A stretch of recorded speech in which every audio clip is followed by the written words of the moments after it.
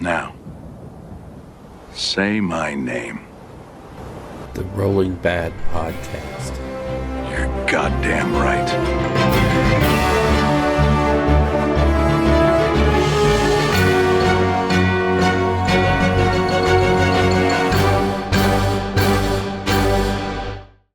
Coming to you almost live from the Strategium in Rio Rancho, New Mexico, it's the Rolling Bad Podcast, episode number 100 and lowercase 4. It is January 2nd, and I'm your host, Elric.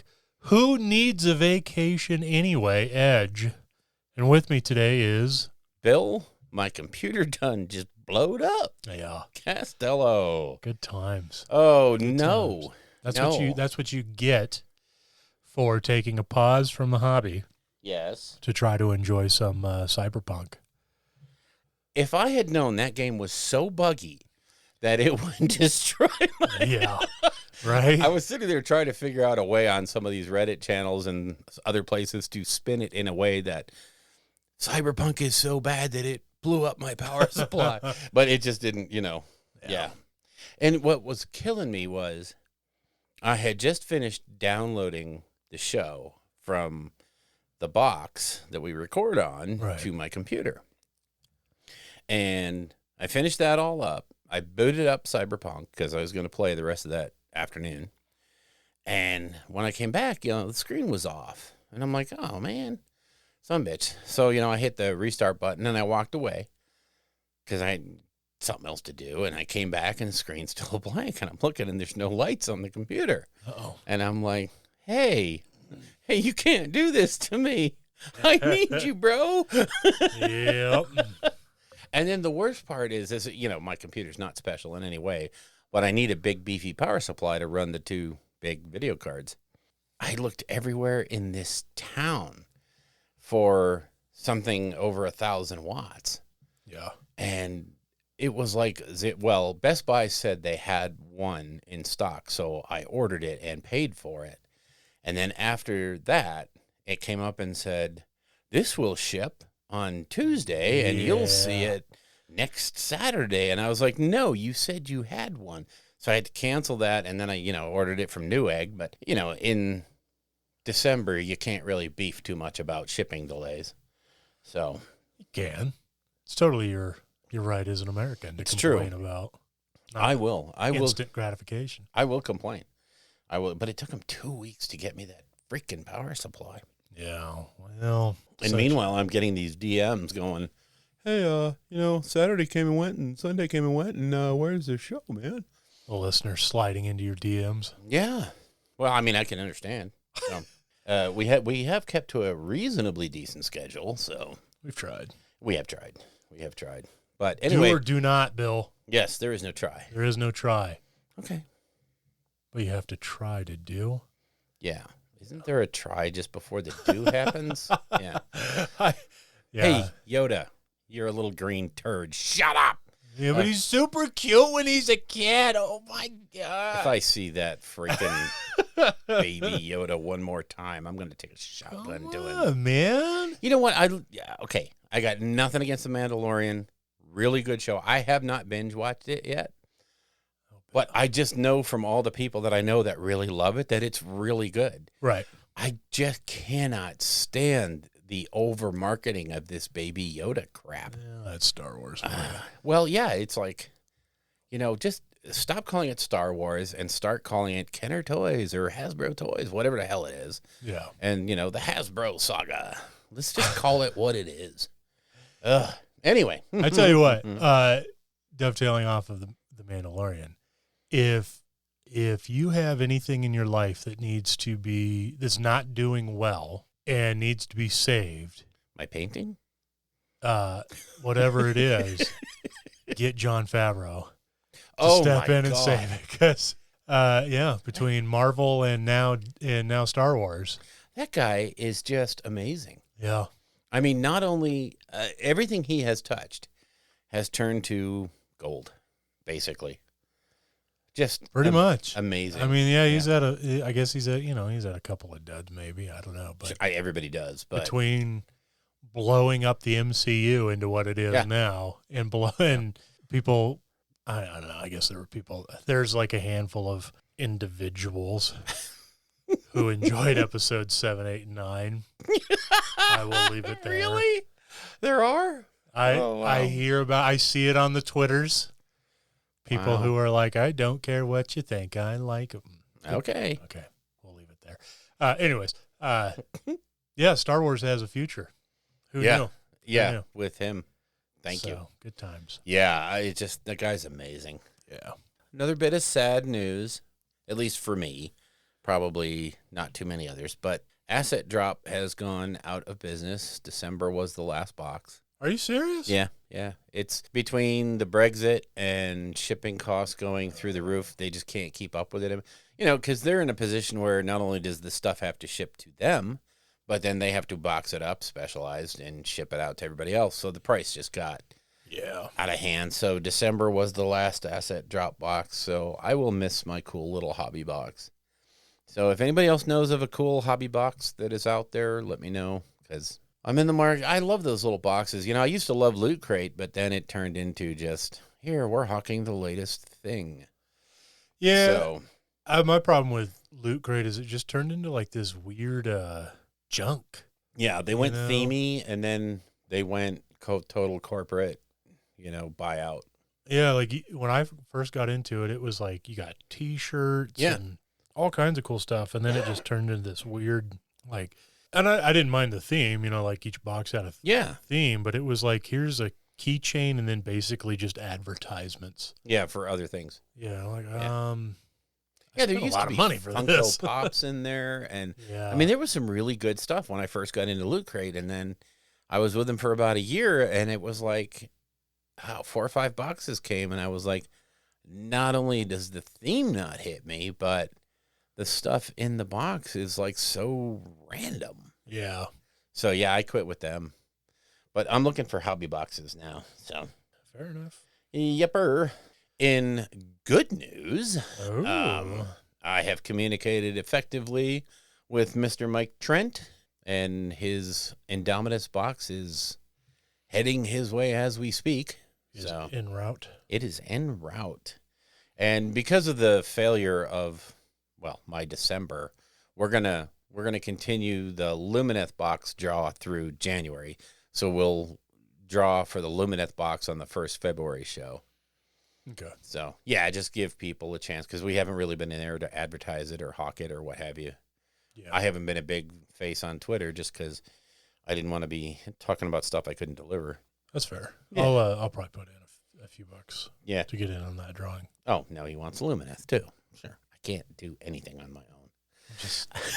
I'm just kidding. I can't win it. Although it would save you a lot on shipping. Oh, boy, wouldn't it ever? Here, Elric. Yay! Yay, we shipped. I'm a winner. I start 2021 off right. It's all down here from here. Folks. Yep, it's all downhill. So, yeah, jump on our little charity thing. I will put the link in the show notes.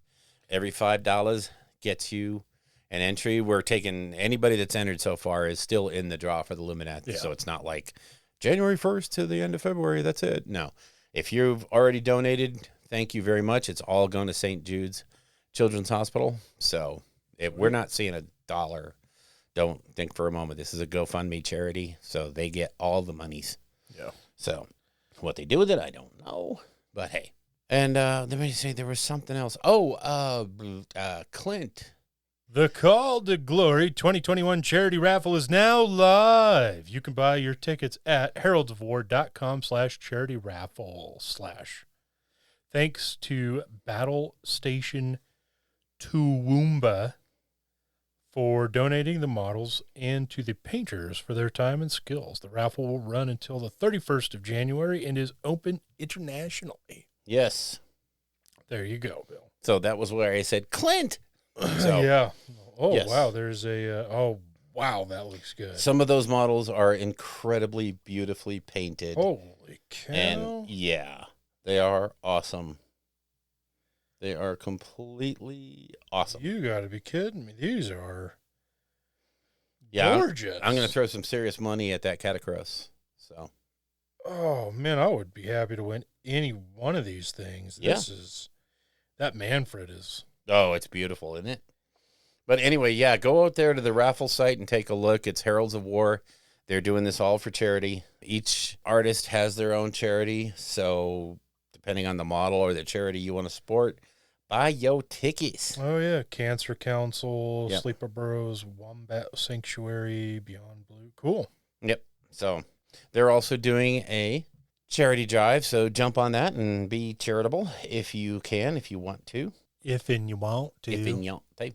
So I think that's it for intro stuff. Do we have any other tidbits of news? I don't think so. It's strange because we just spent the last 2.5 hours solving the world's problems. Yeah. And yet we don't have any little tidbits to share other than, no, I'm not going to stop. Okay. I was going to talk about the movies, but no. So in what passes for New Dawn, because there is no new, Games Workshop has put out the word that they're going to a 2-week release schedule for 2021, which kind of makes sense. What with Brexit and all, and the COVIDs. And the COVIDs and all the weirdness that's happening, they're going to a 2-week release schedule. So that means the first thing out of the bag is going to be January 16th. 100 years from now, when World War III is taught to kids in their mud hut schools, because that's all that'll be left, and they're debating what started the whole debacle, I want it to be known that it was GW moving to a 2-week release schedule instead of weekly. Mm-hmm. And the amount of entitled tension that it raised amongst fanboys and girls. Yeah. Is what finally kicked it. It's the assassination of Franz Ferdinand right now. That's what this is. You're guilty of it, GW. 2-week release schedule will absolutely decimate me. So, yep. I blame them. It's all on them. I agree. I agree. However, they did do the bestest model of 2020, and the notable honorable mentions, or guys that got a lot of votes but didn't win, were Ragnar Blackmane, which you once said was probably the best painted miniature you've seen come out in a long time. Best painted Space Marine. Yeah, Space Marine. The Techless model was up there. Of course, Zarek the Silent King was up there. The Mega Gargant was up there. The Void Dragon was up there. But smiting them all with smitey smitiness. Yes. And a big old pistol. Yes. And perhaps some claws. And a little grot. What? Was Gazgul Thraka. And you know why? No. Because Orcs is the best. No, actually, I think it's more of when you look at all those other models, you can say it's a great model, but when you look at Gazgul, you go, oh my God, that's a great model. Yeah. And you leave it right there because there's nothing. We were talking about this earlier. There's just that model is so well executed, and it's kind of what we all had in our brain spaces as to what he should look like at this point in time. And there's no part of that model that makes you go, oh, that's cringy. You know, Techless is like, it's a fantastic model, but there's some cringy parts. And Ragnar Blackmane, he's a Space Wolf. He's not really in the running. I think he was in that list just because they're hawking it. Who does Space Wolves? Oh, wow. Oh, wow. Yeah, it's, God, man, that model is fantastic. Yeah. It goes back to that old school bias that we all have. Orcs is the best. Yeah. And it is such a well-realized model. It's like this Boxing Day mini they came out with. That is that old piece of art brought to total life and new life with a new sculpt. And it's just beautiful. And same thing with Gazgul. It's just, this is what we had in our heads as it should be like. And it's almost everything we asked for, except bigger. Yeah, this is the only critique that I might have if I had to come up with one is like, I would just want him to be bigger and bigger and bigger. Yeah, our buddy Kirk did a video where he got all the old Gazgul models throughout the many decades that he's been around, and he shows how there's influence and holdover from those previous models into this one, like the tooth necklace and the banner, and a lot of really cool stuff like that. So, yeah, he's I don't know, he's the perfect model. He's everything that I could have ever wanted. Yeah, and like I said, there's no but when you talk about that model. It's a really great model, but no. Yeah. It's a really great model. And longtime listeners will know that I was pining for that for years. Oh, yeah. And then he finally happened, and I was just like, oh my God. And I've played him in one game, and he does the work. Oh, yeah. Like, he does some stuffs. So. Yeah, he's good. He is. He lives up to the hype, and the model lives up to the imaginationnesses. Yeah. Now, going through that list was something else. Man, wasn't it?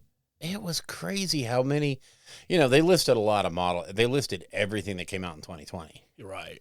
So obviously there was a lot of, the Venari Dawnstrike, whatever. Or the Sisters of Battle Rhino. Yeah. It looks good. But it's not up there. Right. But yeah, the competition for the win was pretty tight. Yeah. I mean, they're just, the models are, okay, fanboy mode on. Wow, I love them. Yeah. Yeah. Oh, and they also included like the Triumph of St. Catherine. Well, they included like Blood Bowl. Yeah. They included everything. Adeptus Necromunda. Titanicus. Yeah, oh my God. Which had some pretty amazing models. Warcry and Lord of the Rings. Yeah, Lord of the Rings, and what's the other one that I don't play, the AOS card game thingy? Underworlds. Yeah, that I have no interest in that game, but every time one of those Warband things come out, it's just like, Jesus, these models are so good. Yeah, it's crazy. So it is just crazy. And, you kind of kick back and you sigh and you go, I do love it. So, man. Yeah, but it was a well-deserved win, I think, for Gazgul. I don't want to say it was kind of in the bag, but... No, because there was... like some of the runners up, like the Zarek, the Necron King, right? Silent King, gorgeous kit. Even the Monolith, gorgeous kit. The Triumph of St. Catherine, that's just so good. Such a good model. The Satan Shard of the Void Dragon is a gorgeous model. All of these models are up there, and in a different time frame, any of those could have won Model of the Year if it hadn't been for Gaz. So, yep. But that was they knocked that one out of the park. I know a lot of people that don't play orcs, have no interest in orcs, that wanted that model to come out separately. And if you notice, it came out pretty quick. Yeah, compared to some of the other boxes that they put out that have unique characters in them, that one had a pretty quick that we're still turnaround. waiting for. Yeah. It's pretty crazy that Gaz came out real quick. And I'll bet you they're selling him pretty well because he's cool. So anyway, that's enough about the 2020 Model of the Year. All right, so that was our sort of new dawn. We'll kick into creation. And I'll talk about what I created. You do that, Bill. I'm going to do that. Then you can talk about what you created. I built more OBR. Okay. Because I'm going to build my OBR. Are you now? I'm going to build it. Are you? And then I will paint it. Well, look at you. Yeah. I've decided that that's the route I'm going to go. I was going to build a unit and paint a unit. But then I'm like, just get it all built. The only thing with my OBR is I leave the shield arms off because those shields are so big. And so keeping track of all the little shields is kind of a pain, but what the heck, it's worth it. So fair enough. That's my plan. And I built all the Dark Chasm models. Why did I build them, you ask? Why did you build them? You have to wait till the next portion of the show. Sorry. Then why'd you bring it up now? Because that's my dramatic lead into the next section. Jesus. Wow. Come on. Okay. Anyway, that was pretty much, other than reconfiguring and buying a lot of hobby-related stuff. I went on a splurge what happened is I got the Nova Open survey for this year, and I started looking at all the different sponsors of the show, and I was like, it's got to start spreading some love. So I went to one of the shops and I bought some cool toys that they had. I'll show you when they get here. They're some interesting stuff. Cool. A new water wash pot and a new little stack for paints or paintbrushes and what have you. So just some different stuff. But yeah, other than that, it's been it's been the holidays, so you don't get a lot of hobby done over the holidays. I did a lot of cooking and cleaning and getting ready for holidays, so that the holiday could come and go in an instant. And pretty much, yeah. Yeah, it's 2 weeks to prepare for Christmas, and then several hours, and that's it. It's over. What'd you create? Yep. Okay. Yep. I know that feeling. Trust me. I know that feeling. Yeah, no, I didn't get any hobby done. Yeah, it's a weird time of year. Yeah. So, and then in the next section, which is the battle section, I'm not going to play the music or the intro this time. Do you think I should play the intro? I'm not going to play the intro. I don't remember which one the intro is for here. You know, the Build Me an Army. How is that was a creation. Yeah, you just steamrolled. Yeah, I might as well just steamrolled throw right it. through it. Yeah. Throw it all out the window, Bill. It's the 300 that's, this is where we make them die and stuff. Yeah. Fair enough. No, new year, new failure mode.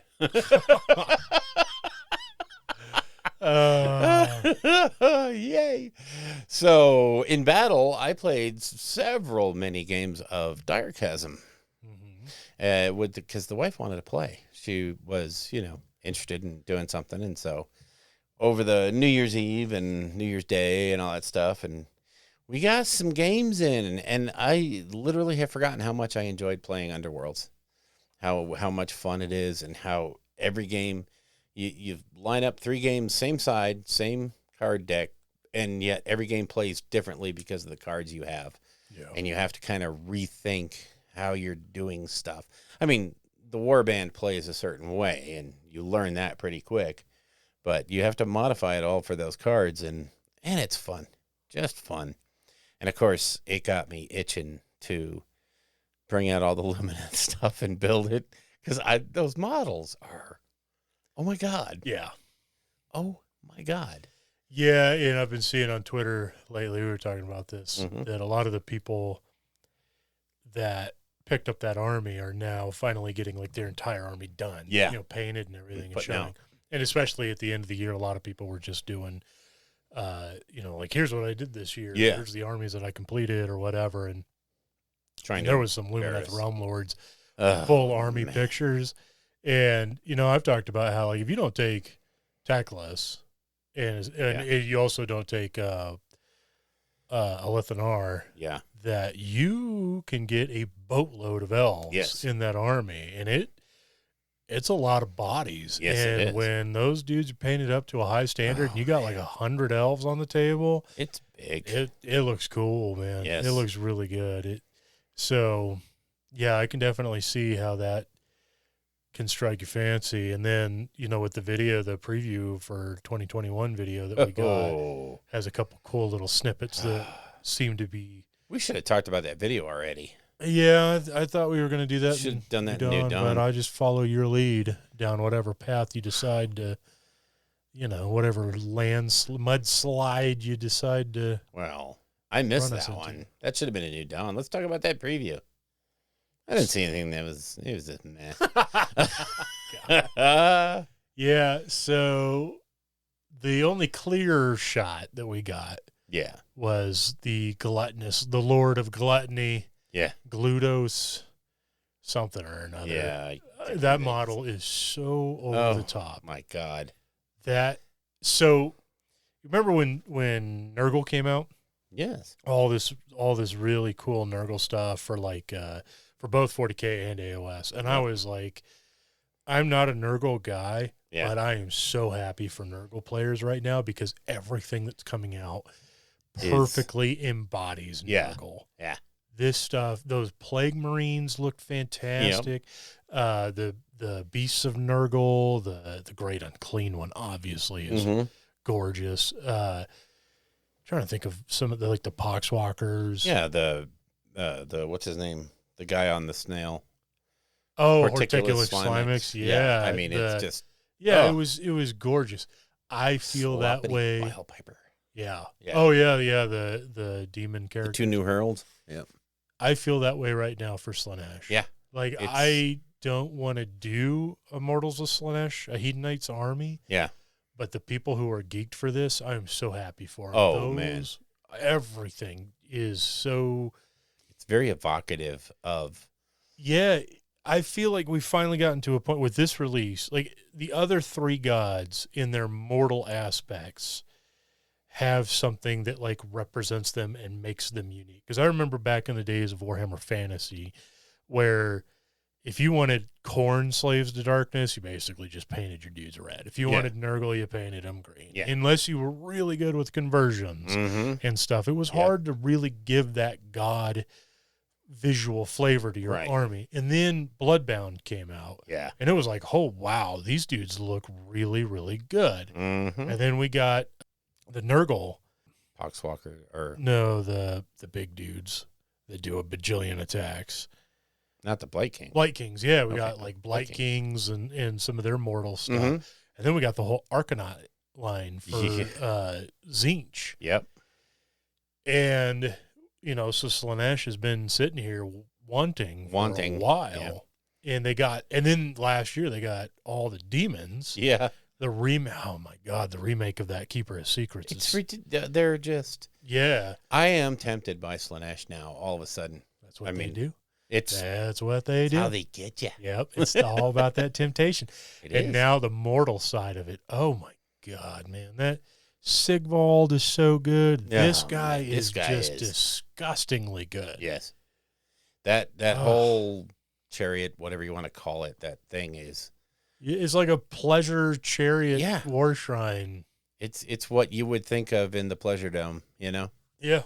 And then in the rest of the video, the rest of it was all just snippets of upcoming stuff. Some of it was like really clear shots. Yeah. There was something that very much looks like some sort of a witch hunter. Yes, that was one of the very clear shots. And then there was some shot, you know, there's like an Admech looking character. For sure. That is coming. There's a Titan of some kind. Yeah. There's some Lumineth, what looks like Lumineth stuff characters. In there. Yep. There's there was some other stuff in there. It's just the swashbuckler-looking pirate things, and then some of the just flat silhouette things that they put out there. Yeah. Super hyped. I hate them. Super hyped. Yeah.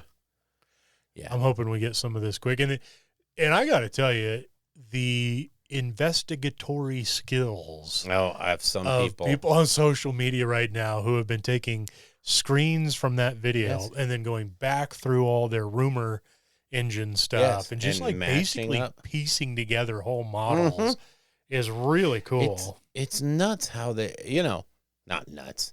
It's probably for them a lot of fun. Yeah. And it's amazing when they put together what they found and you just go, wow, tip of the hat to you.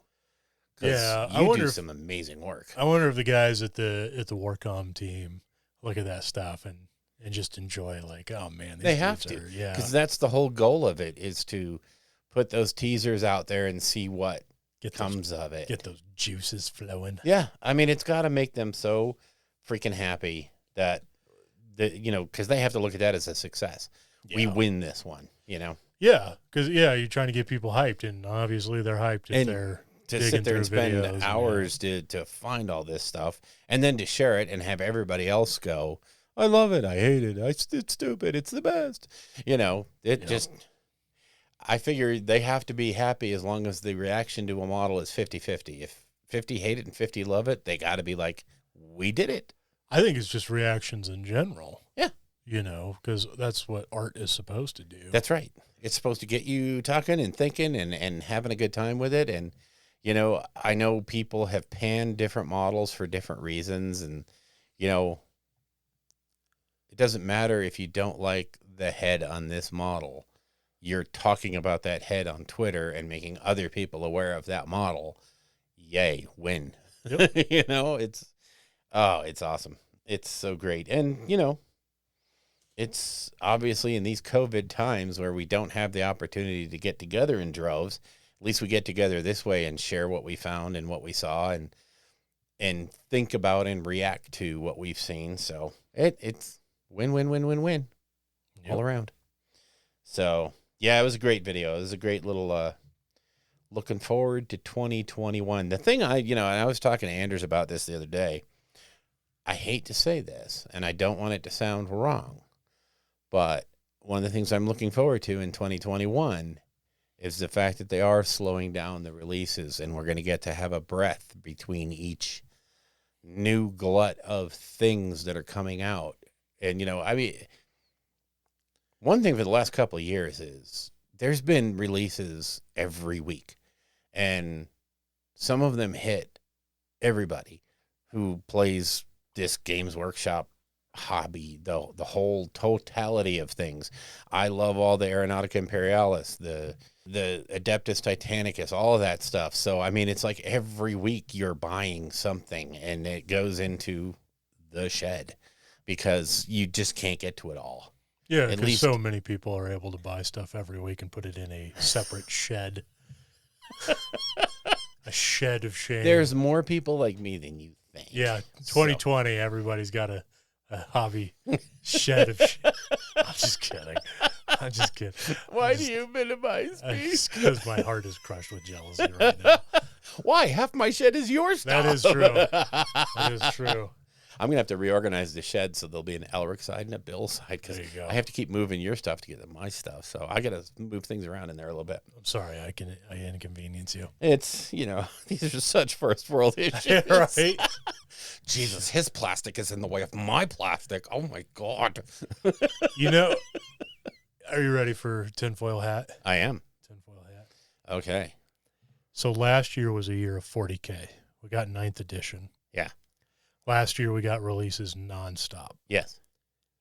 This year is going to be a year of Age of Sigmar. 3.0.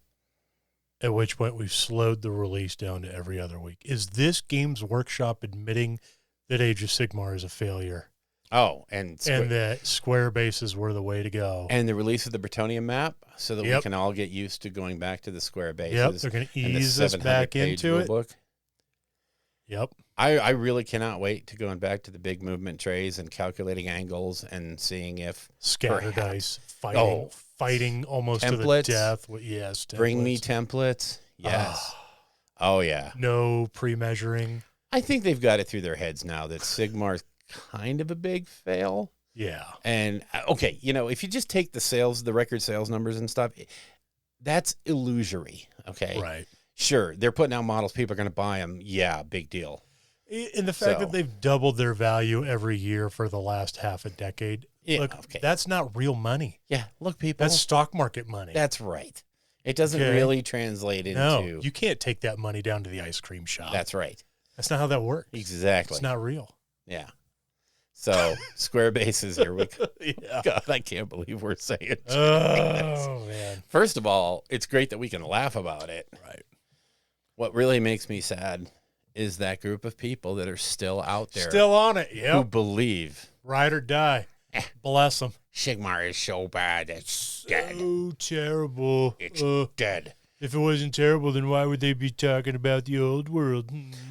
You know, that was that thing that I said that day when they dropped that map. I was like, oh, God, the neckbeards are going to come out in droves. And sure enough, there they were. Well, it's just another sign that Sigmar pretty much flopped. Yeah, they're just getting everybody ready to go back. Yeah, sure. We'll be catching up to you here shortly, pal. Get back to the 9th page. I tell you what.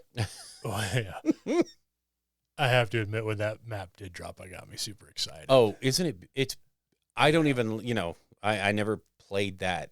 It's beautiful. Yeah. It's absolute. And it does make me look forward to seeing what they're going to do with I'm super, super curious, yes. Nervous. There's an anxiousness, but yeah, I mean, it's even I'm looking forward to what they might do. And like it's, you know me, I could care less about the old world. You know what it is? What? You know what it is, Bill? I'm going to drop this. This is an exclusive. Oh. 2021 exclusive for the old world. Listen up, people. We're going Asmer. What is it? Pogs. It's old world Pogs. You did that last show. Was it Pog? Did I say Yes! Pogs last? Oh, God. I'm so unoriginal. I'm sorry, listeners. I'll try better. Do better. Hashtag be better. Hashtag be better at life. Yeah. Wow. All right. So we're on that bombshell. You know what it is, Bill? No. You know what it is? Pogs. Oh, wait. No, I did do that. Okay, it's all coming back to me. I'm still smelling the eggs. Does anybody else smell eggs? Clint! All right, so we both had our moment. Yeah. This show. I'm sitting here struggling to see how I'm going to edit that whole Clint thing into the show without making it sound dumb. If only you could do like a speed up of our voices that still made sense. Yeah. Of us going, I think it's on Twitter. Yeah. There was a thing, I know. And the guy's name was Clint. And I said Clint, and then everything after that it absolutely left the station. A flash of bright white light. Yeah. I couldn't think of the Heralds of War. I couldn't think of his last name. I had oh God, yeah. So anyway, yes, the eggs are frying now. Or scrambling, whatever. So anyway, we're jumping super duper quick into the lore because we have a lot to cover because this is our 2020 sort of wrap up and are looking forward to 2021. And we're going to start out by covering like the big major things that happened in 2020 in the hobby only. We're not going to cover all. Yeah, everybody knows what's been going on in the world, so we don't need to cover that. We're just going to cover the really big. I have 5 big items that happened this year that we'll touch upon, and then we'll start going through the months. And what I did was I just basically went through the GW video and knocked down everything, and we'll just talk a little bit about the major things. We're not going to talk about each model that was released. That would be wasteful and silly. Yeah, I think we did that last year. Yeah, it was wasteful and silly. So, you're wasteful and silly. Okay, so it's my lot in life. And then we may get into some retrospective White Dwarfs. And then we're going to maybe talk a little bit about 2021 and the future of Grimdark. So, but the major items, and I'm just going to list them right here, and then we'll delve into them. So the major items that I saw from 2020 was the realization of Plastic Sisters, the complete reimagination of the Necron line. Mm-hmm. That's probably biased because I'm a Necron dude. Of course, yeah, 9th edition, duh. Yeah. And, but also, AOS got hardly anything except when you really look at it, we got a lot. But the major push with the Broken Realms and the Marathi book indicating where we're headed. And then I am going to put a little something in there about the entire community adapting to a new way of doing things and being. So, because you can't talk about 2020 really without the elephant in the room. But anyway, Sisters of Battle, I have this great meme that I send out sometimes, and it's basically O.J. Simpson. Oh, God. Yeah, he had a trial. He sort of went to jail, and he was released before we ever got Plastic Sisters of Battle. So, there's been a lot of time before this actually happened. And what I find, and the reason I bring this up is this was one of the first things that GW actually came out and said, this is a response to the community. The community said they wanted this. Yeah. We did not really have it in our plans, but we're going to we're going to try this. And you all say you want it. And if it really does pan out, then we'll maybe start folding some of this stuff into how we go forward. And the community flipped out and they released Plastic Sisters of Battle. Yeah. And I have to think they did well. I'm pretty sure they did. If that special box was any indication. And then the constant, well, not constant, but the flow of special release models for Sisters of Battle. Yeah. And then things like the Triumph of St. Catherine and the Canoness and all of that stuff just flying off shelves. Well, and then we got Demonofuge. We Yeah. got the Ephemeral Stern kit. Yeah. Yeah, I think it was a success. I think it proved to them that squats can become a thing again. Let's not get too hasty there. Okay. I'm on the verge of asking you to leave. So, Oh my God. Here we go. The next thing on the plate is squats. And you know what? Screw your little turning back the timer thing.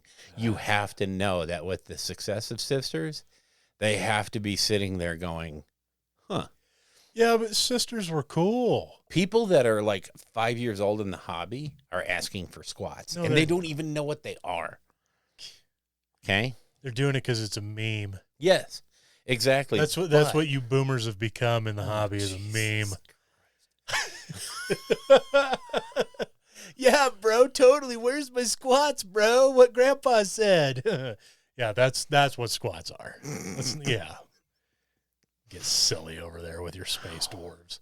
I'm a diehard dwarf fan, and I don't even want that nonsense in my life. So I'll be continuing on the show alone here. Because Elric all of a sudden realized he had to go. No, I'm not saying that squats are coming back, but Zotes came back, so what the hell? A Zote. Well, two, but Oh yeah, one for sweet, Blood Bowl and one for sweet Forge World. So Blood that's Bowl literally a tide of nostalgic true. models. Yeah. So That is true. yeah, squats are coming 2021. Oh my God. The reason I thought that was important in 2020 was simply because it was a direct response to customer pressure or customer input, and it paid out for them. I think it has realized success. Yeah, and also I think it should be acknowledged that GW listened to the community on that one. Right. Massively. It's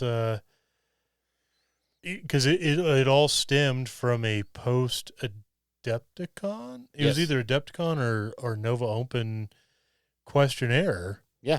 Of like, or it was the end of the year. It was an end of the year thing. It was at Nova, but it was also the big thing at the end of the year community input. Yeah. What would you most want to see in plastic?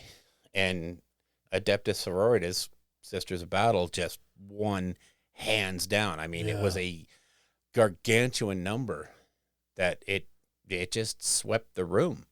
And so they went, okay, I guess this is a thing. Let's dust off that sister stuff we have and get it out there.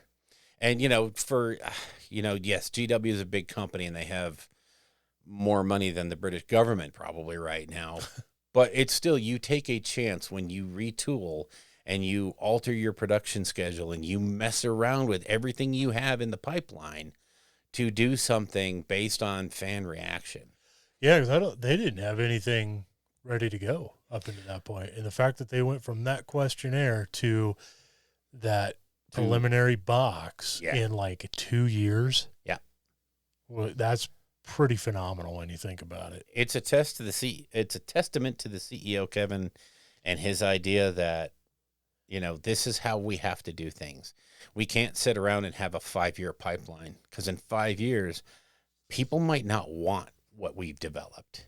We have to be more responsive. Or, a global pandemic might totally derail everything too. I was thinking about this the other day, funny, like you said, when you're driving, you think about weird stuff. But I think about the old GW, and if the pandemic had hit with the old GW, they'd have gone under. I think they would have gone out of business. Without the agile and responsive leadership and the goodwill built up over the last few years. Yeah. There's a good chance. And I do know that Games Workshop was up against it a couple times back in the day. So, and you look at how many reasonably large game companies have been affected by COVID very negatively. Yeah. And, you just wonder where they would have, if they would have weathered that storm. And I doubt it. I doubt that the GW of 5-6 years ago would have survived this, But they did, and that's old news now. The next thing I brought up was Necrons reimagined totally. Now, like I not said, totally. They held on to some of their, like the sure. flyer, and Oh yeah, they didn't get like the full Dark Eldar treatment, No. but they got damn close, man. They the got new stuff is ridiculously good. And you can, Primaris Marines, you can play with only the new stuff. Yeah. So if you don't have the 15-year-old Metal Necrons, that's no impact. You can play just fine. Yeah, that new stuff is just so over the top good. And I have to say, I had talked about earlier in a previous show when the stuff was coming out, I was kind of joking about like rest in peace to the ability to paint Necrons quickly and whatnot. And actually, over on Striking Scorpion 82, his channel on YouTube, he has a Necron army that he's been painting up, and he does painting videos on it. And it's a very simple scheme that actually looks really good. Yeah. And he talked about how he was banging out the characters, like the Overlord and the Warden, I think it's called. Yeah. And I think there's like one other, and he was doing them in like an hour. Yeah. And they're good. They look really good. So, yeah, you can still do some pretty solid, quick schemes on Necrons. Those models scream for both contrast and or the normal GW paint method of base coat. Yeah. Base coat, wash, prime, or layer. Why do I keep trying to put prime at the end? Once you're done painting it, just hit it with a primer. Yeah, just a and nice you're good. Thin coat, two thin coats of primer. Chaos black. and you will, beautiful army. Beautiful. Really uniform. Very. So, it's, but really the reason I put that on the list is simply because the willingness to sit there and look at a line and say, this needs to be redone. We do not need to add just a few new models. Yeah. This needs a complete reimagining in order to fit with our new system and our new size and our new lore, which gives hope to the orcs. It gives hope to the Eldar. It gives hope to, and I purposely leave out all of the AOS stuff because they're already at that level. Almost all of the AOS stuff now is so over the top. I mean, the 40K people still look at AOS models and go, damn, I wish we were all there. Yeah. So that's why the reimagining of the Necrons really hit me in the happy place. But also allowed them to get away from the green plastic rods and stuff, too. All that's been phased out. And some of the silly, terrible ickiness, gone. And the spindly, horrible warriors replaced by amazingly beautiful warriors. So, yeah. I can't wait to put my old warriors into the bonfire. So, wow. No, I'm kidding. I would never do that. Then, of course, we have to mention 9th edition. Yeah. You cannot not see the elephant in the room. I think pretty much universally hailed as a really awesome edition. I won't say the best right now because it's pretty new, but it's looking like it has that. I've certainly enjoyed the couple of games that we've played. Yeah. It's, like I keep going back to that very first game we played, which was comical at best. Yeah. But I also look at the fact that we knocked that game out in like 2 hours. And it was both of our first games of 9th edition. And yet learning the rules, looking stuff up, all the inherent slowness of that. And we still knocked the game out in a couple hours. Every game I have played has been like that. It's reasonably quick. It plays better. There's not a lot of things in the system that hold you up anymore. And all of their decisions to eliminate these rerolls and to eliminate this, that, and the other thing. I talk about the Nurgle saves in 40K and how much of a nerf that is to the Death Guard, that they don't get that. Well, yeah, but the speed that the game goes back up to now, your new system works every bit as good.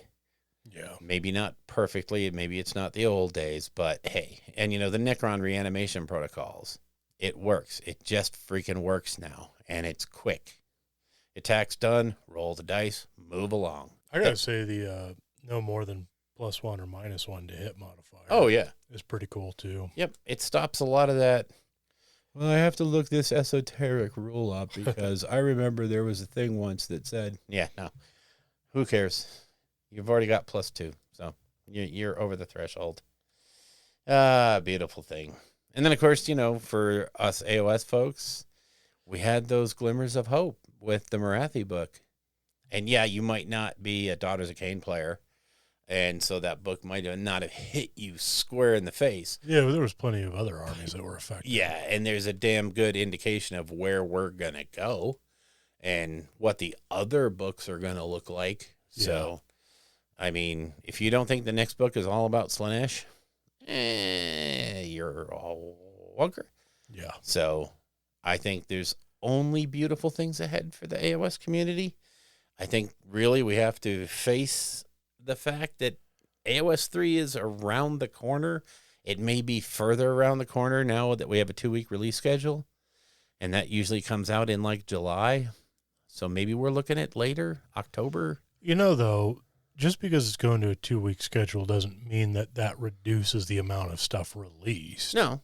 It just reduces the frequency. So rather than releasing 2 items this week, 2 items next week, 2 items, I could Maybe just you get release 6. 5 and 5. Yeah. So I am hoping that 2021 is a pretty AOS heavy year. We're starting off strong with the Hedon Knights of Slaanesh book. Yeah. So, And hot on the heels of the Marathi book that just basically shook up an entire faction or two. yeah. I think there's only good things ahead for us. And then, of course, the last big thing I mentioned was the community adapting to sort of a new way of looking at and playing. I mean, Tabletop Simulator has become obviously pretty big, but, I mean, by and large, all the major cons have been canceled. I mean, Nova is holding out hope for September. And, I mean, I think we can all sort of look to that as the bellwether. With LVO and Adepticon already in the tank, I think everybody's going to look at Nova as, oh my gosh, let's hope. So that's September. A lot of water to cross before we get there, but we're hoping. Yep. But even still, I know it's kind of funny, but been talking to some other podcasters and some YouTube creators, and, it's challenging to come up with content when you don't have tournaments to talk about. You don't have games to discuss. You don't have a regular meetup of people. It's kind of hard to gauge what the community wants to hear about. So we just kind of make it up as we go along. It's been weird, but the community has pretty much adapted. And I'll say one thing, the outpouring of support for people that I've seen, I don't know if you see this, but I sort of think I've seen even Twitter be a little bit kinder to people when they're putting out, models and what have you, and people are a lot more supportive and nice. Yeah, I don't know. I think it comes in waves. I think in general, like when people put up new hobby and stuff, the reception is always going to be warm. There's just landmine subjects that, oh yeah, get brought up that always just bring out the worst in the community. And well, I have a tendency to, if you're on my Twitter feed for hobby stuff and it starts getting political, I just basically block it or mute it for 30 days. I don't want to see that stuff. I don't want to see your opinions about this, that, and the other thing. I want to see hobby, and I want to see things that take my mind off of that stuff. Yeah. So that's why I created a whole separate account just for politics. Yep. And that way I can mentally prepare myself for that. Mm-hmm. Yeah. Festering hole. Yeah, exactly. And not get it in the way of the cool hobby stuff. Yep. With the big things out of the way, we go to January. January was an interesting month. Ether War came out. Yeah. You remember that box? I do. Man, that feels like it was just a minute ago, and yet also feels like it was so long ago. A year ago. Weird. But what a fantastic box that was. Man, yeah. That sold like hotcakes. Sure did. So really cool models for both Zinch and Yeah. Quadrant Overlords. Yep. Value added box. And, man, good This will times. be the first year in 3 years that we don't start it off with KO and Zinch. Yeah.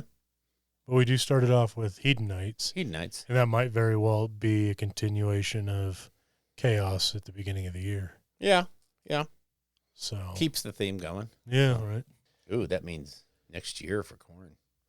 Oh, man, that would be nice. Wouldn't it? Or, Nurgle's the older one. Yeah. Oh, Nurgle is getting January stuff. Well, yeah, Death Guard. Or Yeah. did they get pushed back to February? I think it went February. Yeah. Okay. But that's just because of the delays. yeah. And then we're going to have Brexit to contend with. So, Yeah. yeah, baby. And then we got the single greatest release of the year, Army-wise, the Sisters of Battle. Dropped in January. Oh, did they? Oh, did they come out last year? Oh. Shut up. Codex Adeptus Sororitas. Yeah. Wow. Gorgeous. Just such a gorgeous line. Oh, my gosh. And playing in a new, different way, and yet throwbacks to the old way, Yeah. but a better way, but a cooler way. Oh, yeah. Yeah, I love the Miracle Dice mechanic. Miracle dice. Yeah. It's really cool. It's a well thought out little thing. And like, I remember saying back during the year, I truly believe that all of the factions, all of the things that are going to come out for either game system are going to have some resource management motif. It may not all be, gold or ether gold, but you're seeing that just about everybody has some resource that they can play with that nobody else can touch. Yeah. That gives them a flavor. Lumineth has their ether quartz, and everybody has their little thing, and miracle dice and destiny dice. So Yeah. February saw the Commander Shadow Sun model, which I said I wasn't going to put models on this list, but Yeah. that was such a, oh my gosh, model. Wow. I really loved that model. You would. No, a lot of people really love that model. Well, it's funny because I saw that model come up a lot in painting competitions where they were going for, crystal brush, Oh, golden demon, that sort of thing. That's a model that was used very extensively in different painting competitions throughout the year, just because it's got a great pose, it has action, and yet it allows you to have a palette to paint on. Yeah, So- I think Tau really lend themselves to that high-end painting because there's something about Tau that you have to be very clean about, and so I think it really allows you to show your execution. Mm-hmm. I'm not a painter, but it's definitely a line that your edge highlighting. Oh, yeah. If you want to do a more traditional style, or because it has such big flat areas, generally speaking, if you want to use blending and stuff like that, it's a great palette to really show how well you can blend colors together, and then even just really cool jarring effects like the stealth suits that half of it is like transitioning into a stealth thing, and that line, especially if it gets redone here in the next couple of years, it gets updated kind of like Necrons did. It'll look gorgeous. If they could redo the Fire Warriors, Yeah, Fire Warriors and stealth suits, and there's a couple of ones that just scream. The Crisis suits, kind of the original run stuff. Maybe the Devilfish and the Hammerhead. Those are kind of right there with Lehman Russ's. You know, it's the original thing. It hasn't changed at all in a long time. So yep. Kroot.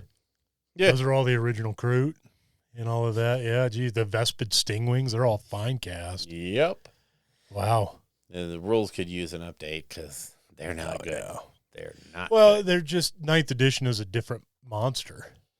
you got to get out there and take objectives and be mobile. And Tau are still very much a static gun line. And unlike something like Guard that can just flood the table and get bodies down range to take objectives, they really can't do that. Their points kind of prohibit them from doing that so much. So, and the handful of things they do have with speed, like stealth suits or piranhas and stuff, are just a bit fragile to do what they need to do, especially in the new edition where everything dies.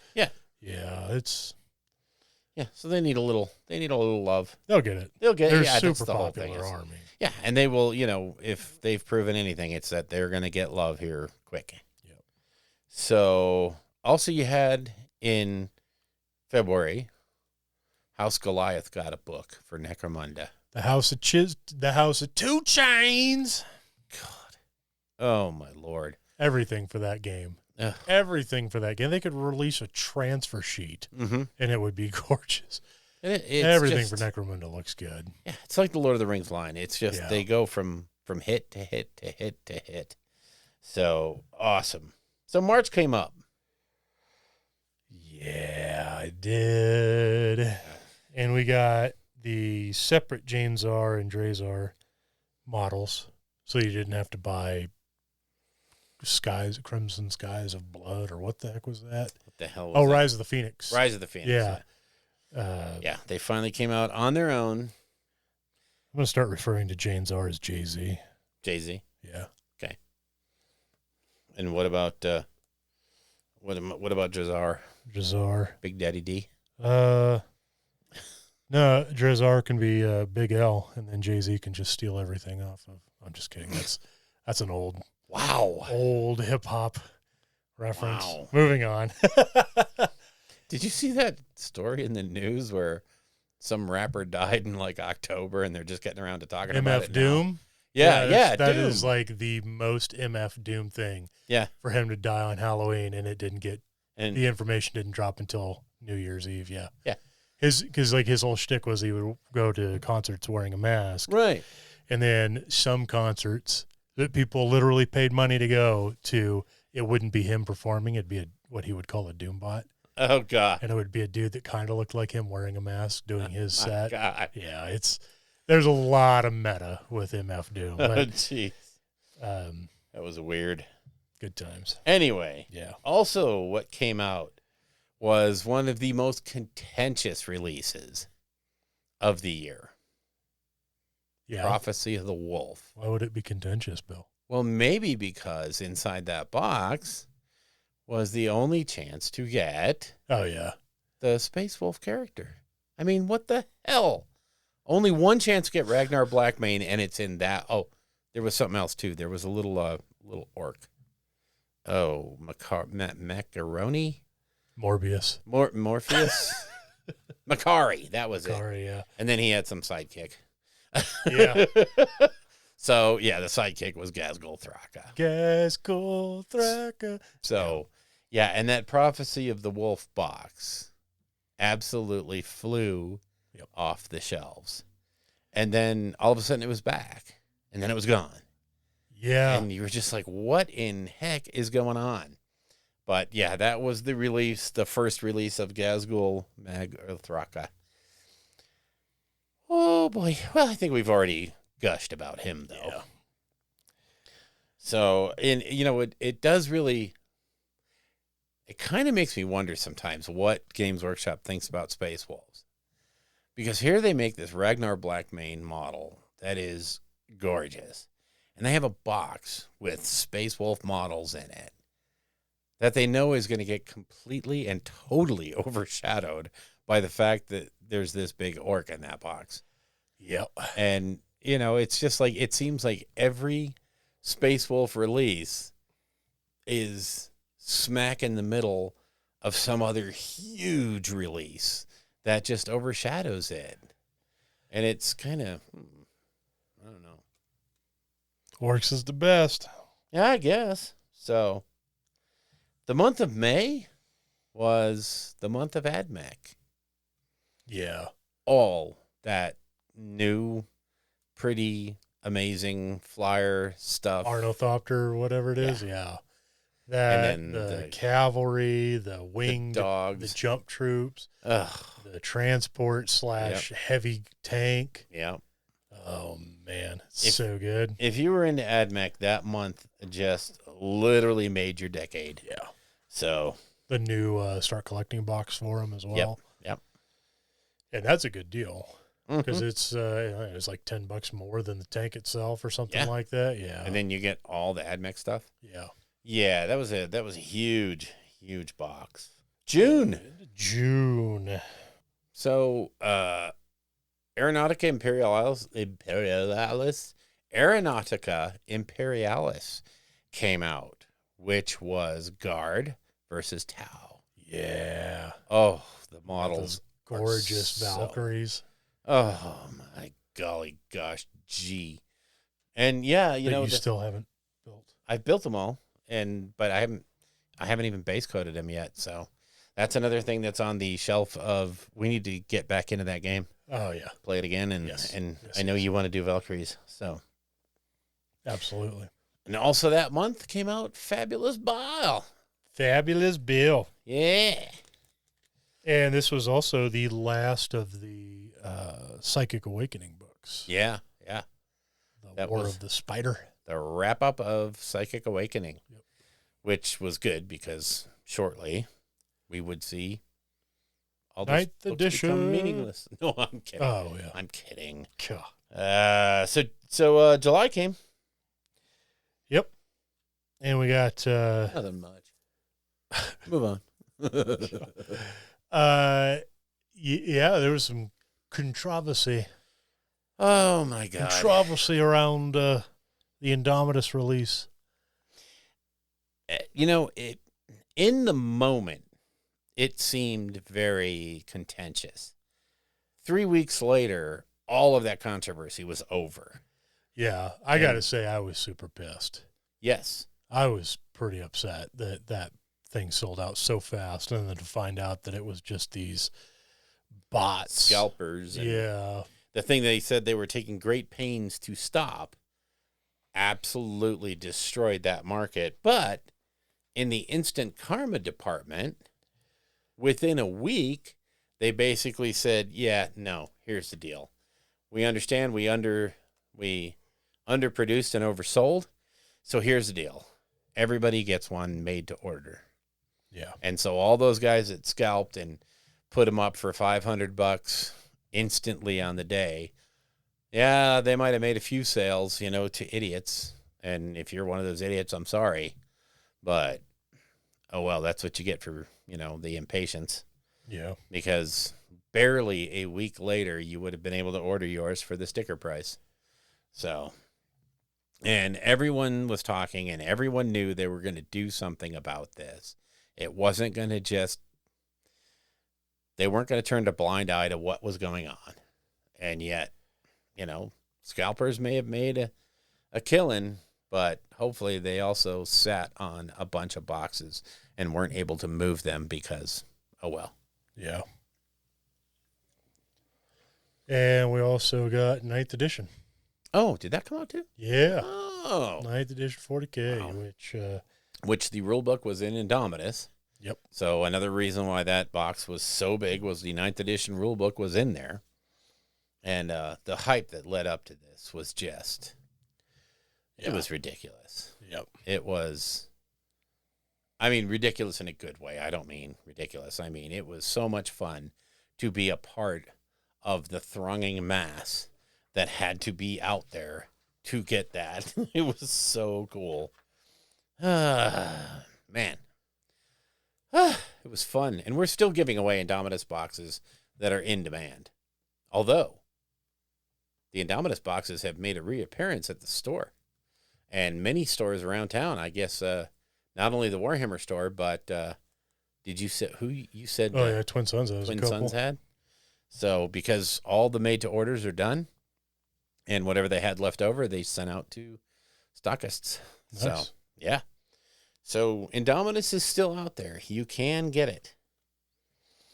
And if you were Mike Trent, you got a free one. Well, there you go. Actually, he spent a bit of money for that, but it was to a good cause. So, August rolled around, We're still on a high from 40K. But all we got in August was the House of Blades. Yep, more for Necromunda goodies. Yeah. And just, again, an amazing book. Beautiful models, all that stuff. September came out, and I admitted I had a problem. Yeah. Yeah. You got 1 year, Bill. 1 year. Really? Yep. That's not fair. Actually, it's down to less than a year. I would like to say that year should not start until I'm done with my OBR. You should have thought about that before you went. Jesus. All ham. And I did go ham. You went full ham. Yeah, September was the month of Luminous Realm Lords. So, actually, only the second major release of the year for AOS. Because we had Ether War in January, and then if you look all the way down, it's pretty much nothing until you get to September where the Realm Lords came out. Well, we had the Realm Lord box. Yes, That the came out- Army box came out yeah. earlier. Sorry. And there was like that massive, awkward Yeah. lull Yeah, where people desperately wanted to Wanted. play Realm Lords and couldn't. but couldn't. Yeah. Yep. Because September saw the release of Teclis and the Mountain, what is it, the Lord Avernus. So Yeah. The big- Cow God. the Cow God, the The Battle Hammer Cattle. Bros. Yeah, The Sorcerers, the Bowmen. lonely old cat lady. Yeah, The the lonely cat lady. cat hauler. Stop minimizing my models. So anyway, yeah, it was the big month. That month entirely was devoted to the Luminous Realm Lords. So Yeah. AOS got the love. October was pretty huge as far as months go. Yeah. And I saw that it was kind of interesting that they never even once played up on that Orktober theme at all. Nope. Because this month was, well, in the AOS realm, we got the Sons of Behemoth Codex and the Mega Gargant. So that in and of itself was, we got a faction and all the models for that faction in one box, basically. So AOS got some serious love there. We also had the House of Iron for Necromunda. Yep. So, Maze Balls. Warcry Catacombs came out in the AOS world. And again, a box that's so full of value, it hurts to look at. There's just so much stuff in there. 2 warbands, terrain for both underground and above ground, as well as, a game that goes with it. It's in the shed. So, yeah, you're looking around for it. It's in the shed. Straight to the shed. Yep. And then also in October, well, you won't play Warcry, so what should I have it in here for? Whatever. Poopy head. Also, the Codex Space Marine and Codex Necrons came out. Yep. Huge 9th edition releases. Yeah. Oh, and the app dropped. Yeah. Along with the codexes for 40K came Zarek, the Silent King, and the beginning of the wave of Necron models that are just over the top. Amazing. With the exception of the Hexmark Destroyer, which is flaming hot garbage. So, You don't like that one? I love the model. He might as well be a freaking... His rules just don't work. Oh, fair enough. Yeah. Okay. I mean, that model is beautiful. I so totally want to put the Clint Eastwood paint job on him. It hurts. Yeah. But, yeah. He's just flaming hot garbage on the table.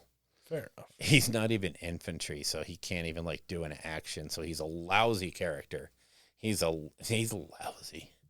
Oh, but he's got 7 shots. Oh, wow. Okay, stop.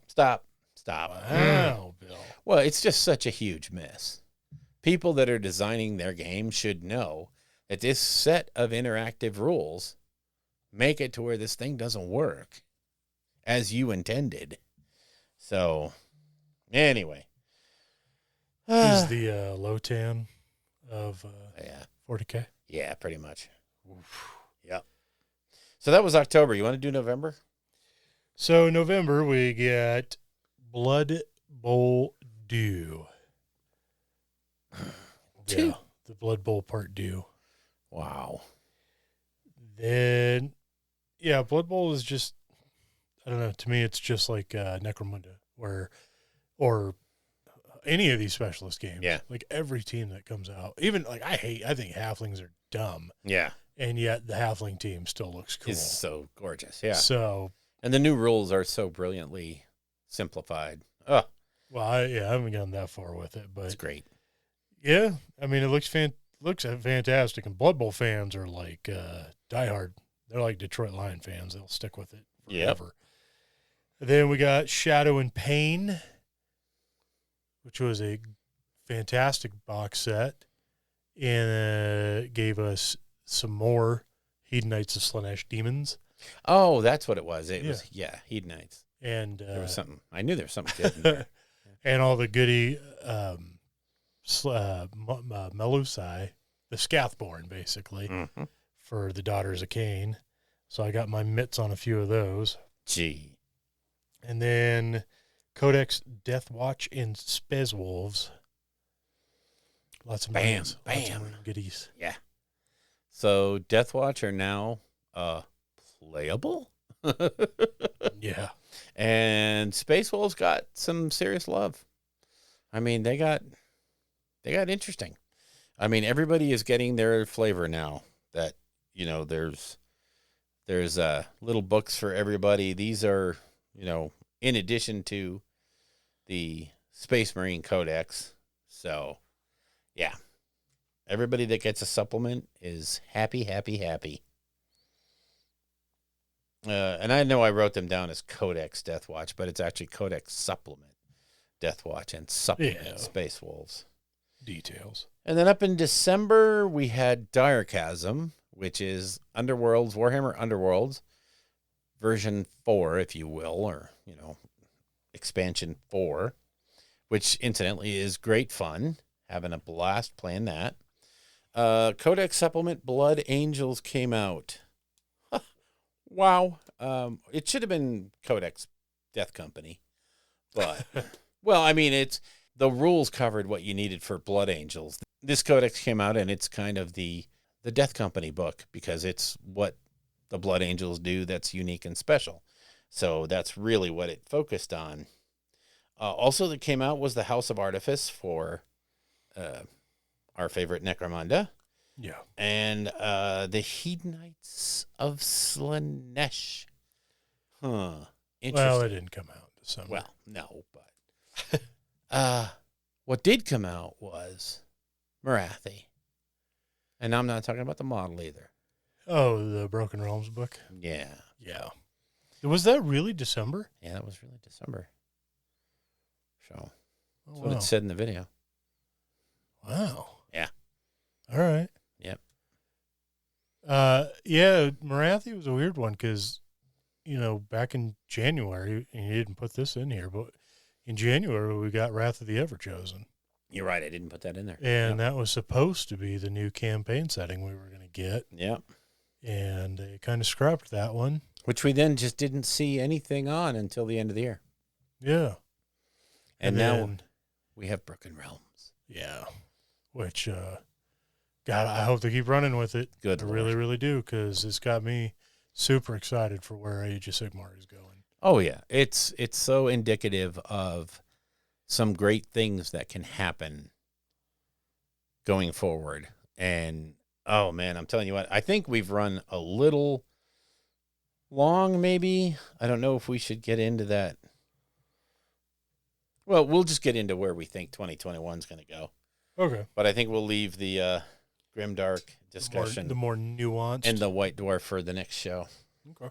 But, yeah, in terms of, I mean, I think it's a generally accepted idea that we should have gotten AOS 3.0 in 2021. Whether or not it comes is going to be really dependent on how things shake out with Brexit and COVID and, you know, how they can work shipping and there's a lot of little things that go into a big major release. Logistical, yeah. And you can look at the release schedule for 2020 and kind of get an idea of how far behind they are because they wanted to be somewhere else by the time December rolled around. So, and it just kind of, I'm not willing to poke them in the eye over a release schedule when every day they're having to reflow it. They're having to refigure it. So if we don't see AOS 3.0 until September, that's fine, Yeah, I'm not so concerned about the new edition. I'm more concerned of like what armies and stuff are we going to see? Mm-hmm. Yeah. Who's going to get an update? Who's going to get, what new stuff? Yeah. That's what I want to see. New stuff like these new Mortals of Slaanesh. It's scary when you look at that witch hunter that was in the preview. Oh, man. I mean, is that is that going to be a character for somebody? Don't Is that going to be a faction? Is it going to be like, or is it just going to be something as simple as a Underworlds? mm-hmm. Like here's like four devoted of Sigmar. They get their own thing, and then that's the last we'll see of them, kind of like the Kurnothi elves. That would make me so that would be sad. saddening, but I don't think so. I don't think they would put it in a preview if it was something like that. I don't know. They might be just dangling in front of us and going, "Ha ha, suckers." Yep. But yeah, I mean, this year, if any book comes out for Broken Realms that is remotely as good as Morathi, and to be quite frank, I can't stand the Morathi book. I think it's dumb. I think the story was silly. I think, just the idea that Daughters of Cain needed so much help. Okay, I think that whole thing was a big miss. But it... You're looking at me like... Bless. Oh, my gosh. If these Bill. books are even remotely as good as that one. Yeah. With moving the lore forward, leaps and bounds. I mean, freaking Morathi became a goddess. Yeah. Dangling that whole storyline of, does she have the heart of Cain? Is she sucking souls from Slaanesh? Is she doing all this stuff? And in one, 45, 50-page section of lore, they wrapped up that entire storyline and opened up about 12 more. Yeah, right. It's just, like I said, if the other books are half that good, it's amazing where we're going to go in this year. And, with the paucity of releases last year for AOS, which when you think about it, we got 2 new factions, Behemoth and Realm Lords. We got a few books here and there, and we got an update here and there and some characters here and there. We didn't get a whole lot in an entire year. It was AOS light for sure. Yeah. And it's, this was the year for 40K. And it will probably continue on the beginning of this year because they have to get all those codexes out. It certainly bodes well for the fact that at least a portion of this year is going to be AOS heavy. Yeah. It may include AOS 3.0. Who knows? Maybe they're sitting there thinking, maybe we don't need it. Maybe there hasn't been enough stress testing on 2 that we can put it off a little bit. I don't know, with production schedules, I bet not. But, I mean, there's some amazing stuff coming down the pike. And when your faction gets hit by one of these Broken Realms book, I'll bet you will be happy. Yeah. Because, I mean, they made Slaves to Darkness be happy. They certainly made Stormcast happy. Yeah. And it's not even their book. They're not even big players. In fact, they're just typical Stormcast. They're just getting used, abused, killed, and, thrown out to dry. Yeah, but now they get to do it with new flavors. Yeah, and they can be competitive about it. So this year, and I truly believe we're going to see a Stormcast something. Maybe not the opening of a chamber, but maybe a realignment. Maybe Sigmar comes out of his hidey hole and says, hey, we got to do something about this. This lady just slapped me in the face, and she's a goddess now, so it kind of hurt. Yeah. He's got to start doing something. He just not only lost an entire faction worth of allies, but he's getting his butt kicked out of some pretty major cities. Yeah. And he needs to either do something or just be replaced. And we could make this the Age of Slanesh. Well, I mean, you can still use the same stuff. Yeah. You know, we don't have to change our tags or memes. They all stay the same, which is important. I mean, that's the only important thing. So, but now I have to believe Sigmar is going to come out kicking in one of these books, probably the last one before the edition drops. But, and what do you think? See a model for Sigmar? Wow. That'd be wild. That'd be like a model of the Emperor, you know? But, I mean, all the other gods most of the other gods have models. The ones that actually, you know, interface with the world. The big chaos gods don't, but but they're not. Yeah, they've never had a real presence. Yeah, they're different. They have different entities. Yeah, they have avatars that they use. Yeah. Whereas, you know, the good guys, I guess technically you could say they are on the battlefield just through their army. Their armies are representative physical manifestations of them. Yeah. So they act through avatars. Whereas, you know, Alariel's out there. Nagash. Archeon is a god. Yeah. Nagash is out there. So, I mean, we've got gods on the table. So, I mean, Teclis, you know. Gotrek. Yeah. Well, that's true. Yeah, he's getting close. Oh, geez. That dude is, I want another book. Give it now. Give it to me now. Of only destruction. Mm-hmm. Yeah.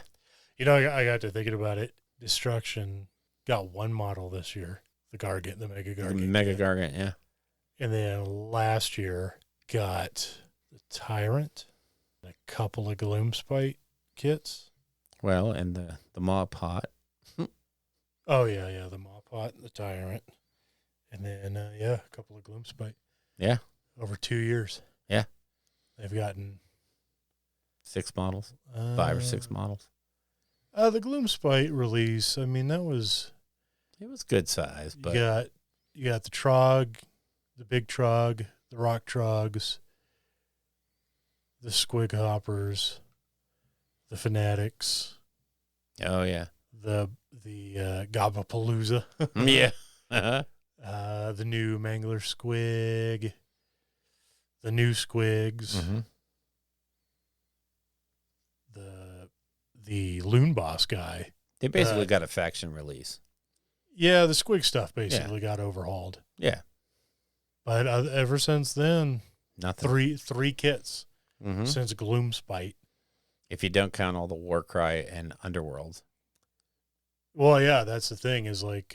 Slaves to Darkness got a ton of releases if you look at all the Warcry warbands. Yeah. Blood Bowl got more orc releases than 40K and Age of Sigmar. Yeah, you're right. Over the last 2 years. Yep. In a big way. Scary. So I'm really hoping that there's some destruction love this year, which I don't think there will be because despite not getting any models, we did get a bunch of books. Mm-hmm. So it's kind of like, well... That checkbox could be checked. And, I don't know, it's just crazy. Or a new faction, but then it's hard to say, like, well, yeah, but you just got Sons of Bahamut. Yeah. Like, okay. Exactly. Yes, I kind of sort of got a new army. That's like Necrons got a new, but yes. So, I don't know. It's hard because they got to do something with Stormcast coming up. That's fine. Shortly. That's fine. Yeah, Stormcast has been out there for a minute. Yeah. A hot minute. Starting to, we let them get hungry this time. Mm-hmm. So I don't know where we're going, but man, it's going to be fun to go on that ride. I guarantee you. Yeah.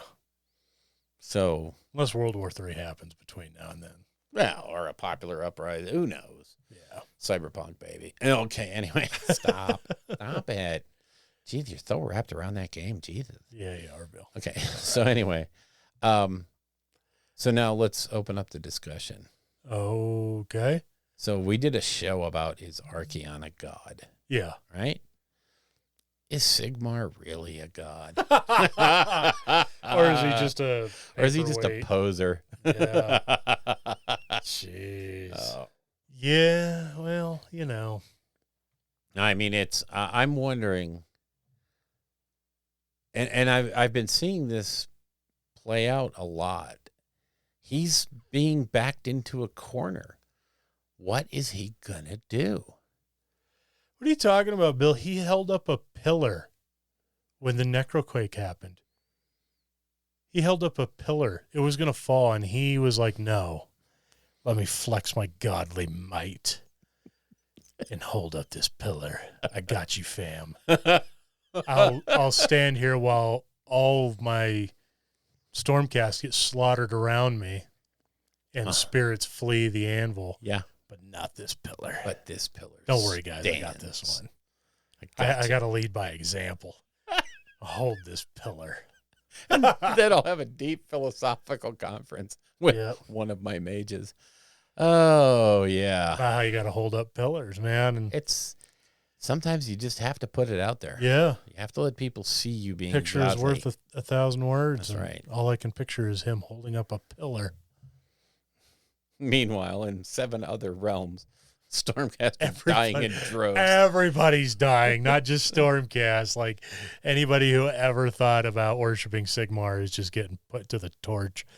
But, you know, that pillar did not fall. That's right. Nor will it. No.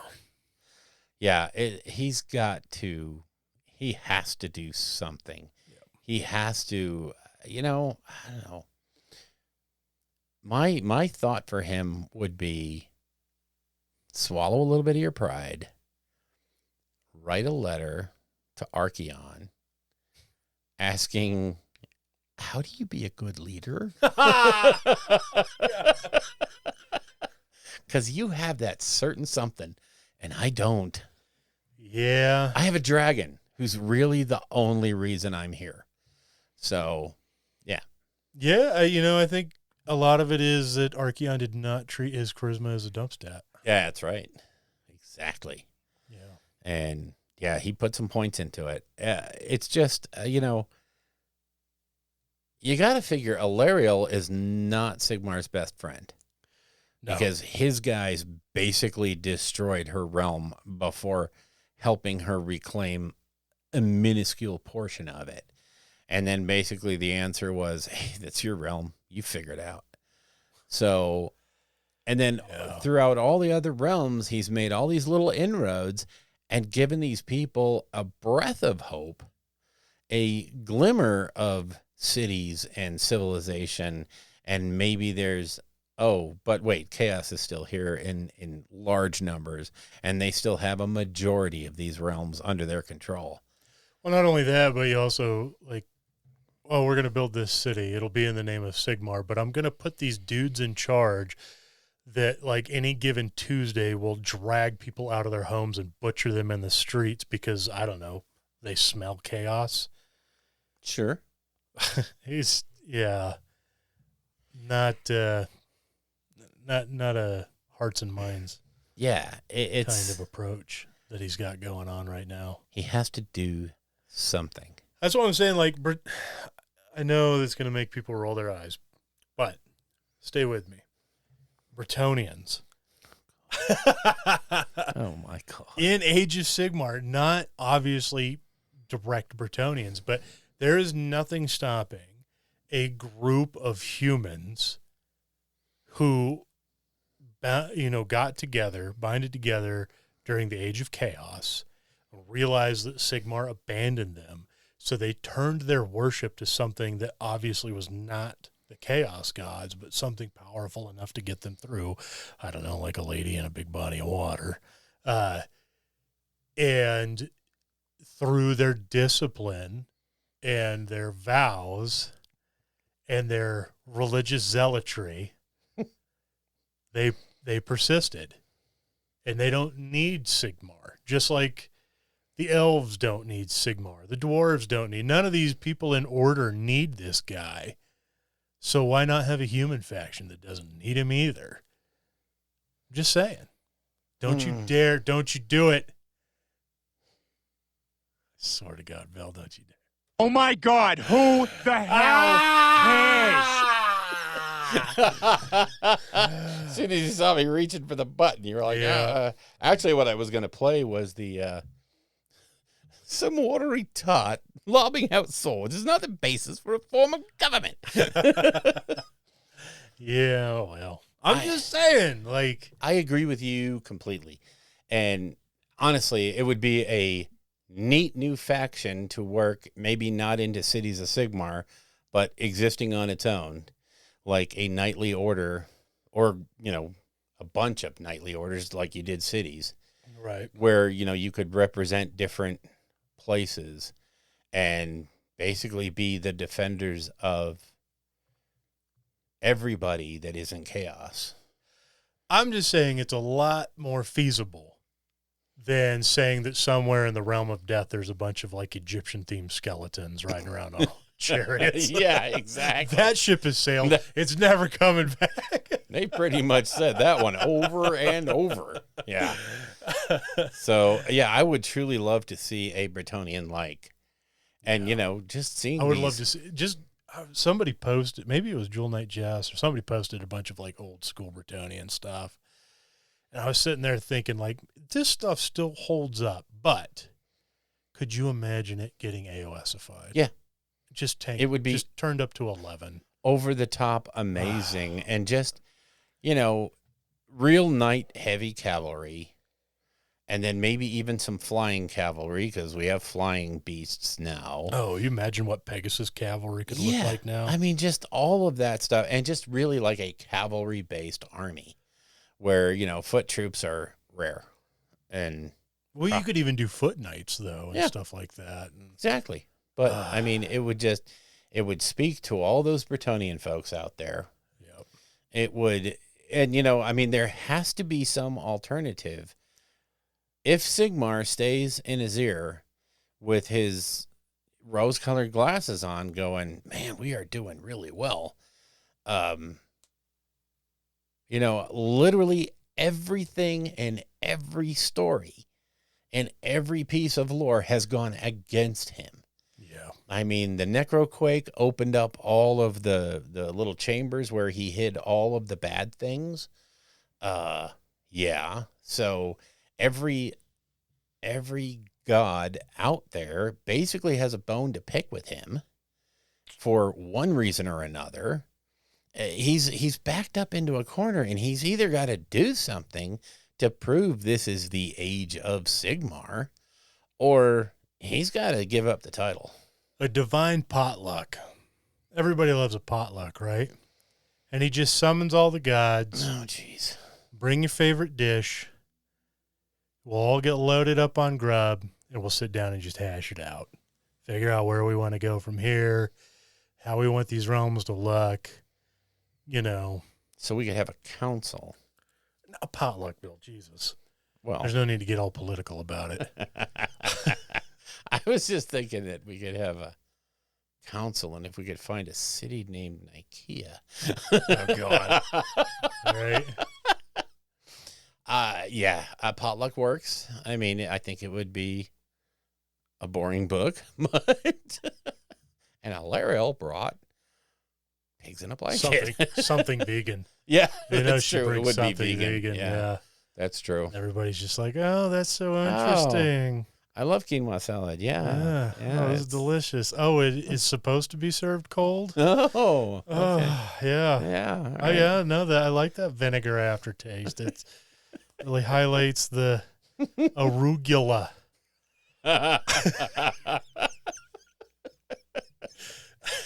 Okay. Wow. Wow, did we? Oh, there's rails, and we departed them. Yep. Where we're going, we don't need roads. We must be going to Gur. So I don't know. And it seems like everybody's got a leg up on Order right now. And it's, I don't know. Well, it doesn't help that Order's kind of like crumbling from within, too. Well, and that's what I mean, is everybody's got a leg up. It's, not so much they have a leg up on Order, they have a leg up on Sigmar. Yeah. And Order's fracturing. I mean, and it really is, because they're all starting to play for their own interests. And, for a while, all those interests were aligned. Now they're starting to... I don't know. It's almost like Sigmar is a terrible diplomat, leader, god. Yeah. So he's got to figure something out. Yep. And I don't know. Do you see another elf faction coming? Yes. You think Malarian's elves are going to come Either out? Malarian or Tyrion. Mm-hmm. So, and, that might be some of the Luminous hints that we saw. That's true. You could easily, I guess, do Tyrion's side. Yeah. And have A more martial version.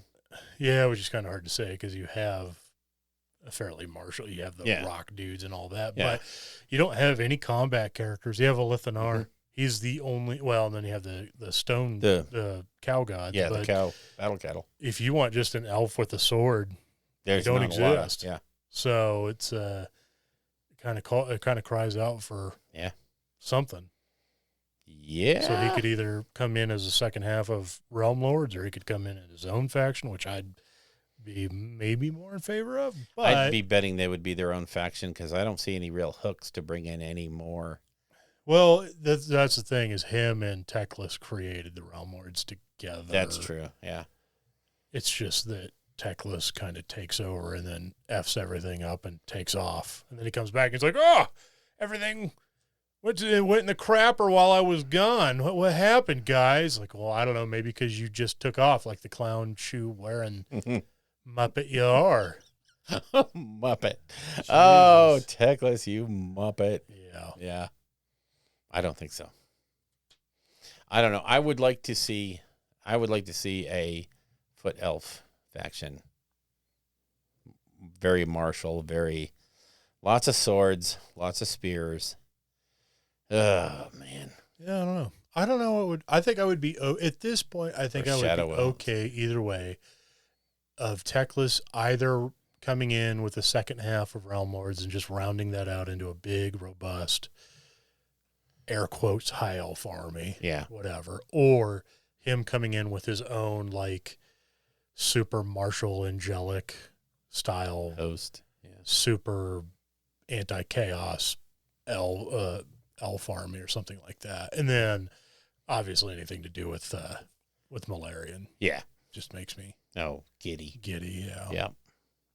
So, but yeah, I think that's where we're at. That's our hopes and dreams for 2021. Yeah, I know. Hoping and dreaming for 3.0. Although I don't honestly see a big need for a big change, rewrite, a revamp. I don't really. Yeah, it's a pretty solid game where it's at. I will harp on this till it happens, or I don't know. They send me a cease and desist. Make some kind of consequence to magic. Yes. Something. Yes, magic should be dangerous to cast. Some arcane feedback rule. Even in Underworlds, you have feedback. You have arcane feedback. It's just wild that you have entire armies of wizards. Yeah. And there's no downside. Throw dice and throw dice and throw dice, and it's all good. Weird. Yeah, there should be a thing. But yeah, I mean, it's funny because we say these things of, I don't see anything they could change in the rules, and then they come out with new rules, and we're like, oh my God, this is so much better. Oh, so it's almost like they're paid to do this. Who knew? Yeah. So I can see some definite changes in the terrain department. Terrain could be completely revamped to actually work.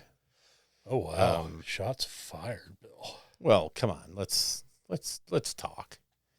The 40K terrain system, miles better than the AOS. Put out anything and roll a die for it. It could be this. It could be that. It might be that tomorrow. Oh, you want more universal rules? Well, I'd like to see a building be a building with specific rules. Okay. A forest be a forest with specific rules. A barricade is, a barricade. A wall is a wall, and they have these effects, period. And then if you want to throw in something like, but this building is also a place of arcane power, so boom, we'll put this marker on it, and if you're in it, if you're, garrisoning it, you get this to your magic. And this one is like a hospital. And if you're in it, you get this to your saves. Something, like that isn't so crazy random and just, I don't know, more, I I don't want to say makes more sense or is more realistic because we're playing fantasy. But, like I said, the 40K rules. A little more interactive. Yeah. Okay. And also standardized. You rock up to a table at LVO or Nova or Adepticon, and it's clearly identified. This is a ruin. This is a building. This is a thing. It has these effects, period. And it's not like, well, the last game, that was arcane, but in this game, that same piece is deadly. What? Whatever.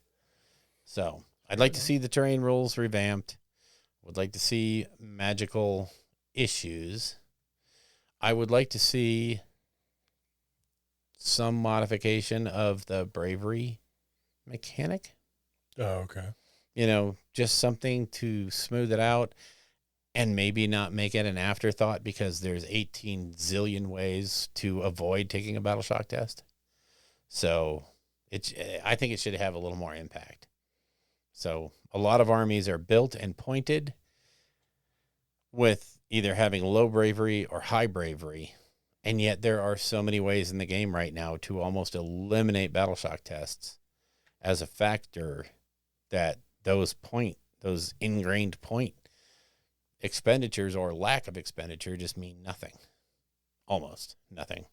Fair enough. So, and I would like to see them drop a few factions that aren't needed.